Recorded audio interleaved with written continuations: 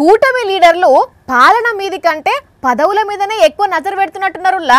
మమ్మల్ని జనాలు గెలిపించింది మంచి పాలన అందించేందుకు అన్న ముచ్చటను మర్చిపోయినరో ఏమో గానీ మా లీడర్కు ఆ పోస్టు కావాలని ఓ పాటోళ్ళు, లేదు లేదు మా లీడర్కు ఈ పోస్టు కావాలని ఇంకో పాటోళ్ళు పదవుల కోసం పాకులాడే మాటలు మాట్లాడుతున్నారు. మా చిన్నబాబు లోకేషే చిన్న ముఖ్యమంత్రి కావాలని టీడీపోళ్ళు, ఆహా అట్లయితే మా deputy CM Pawan Kalyan CM కావాలని జనసేనోళ్ళు, ఇట్లా బీడీ నిప్పంటుకొని కదా గుడిసెగాలేదానికి వచ్చినట్టు చిన్నగా మొదలైన వీళ్ళ పదవుల పంచాది రోజు రోజుకు రెండు పార్టీల నడుమ అగ్గి మీద గుగ్గిలం జల్లినట్టయి మంటలు రేపి కాకబుట్టిస్తున్నది. చూస్తుంటే కూటమి నేతలు రెండుగా జీలిపోయి మీరెంత అంటే మీరెంత అనుకునే కాడికి వస్తున్నది. మొన్నట్ల తిరుమల తొక్కిసలాటకు సంబంధించి తప్పైందని చెప్పాలని పవన్ కళ్యాణ్ అన్నాడా?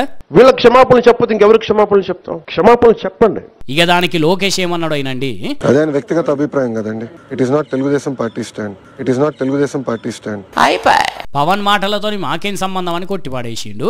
అంటే దీన్ని బట్టి చూస్తుంటే రెండు పార్టీల నడుమ కయ్యం గట్టిగానే నడుస్తున్నట్టున్నది. అందుకే ఇదంతా చూస్తున్న పబ్లిక్ అరే వీళ్ళు గెలిచింది మంచి పాలన అందించేదందుక, మంచి పదవులు ఏరుకునేదందుక అని అనుకోబట్టిరట.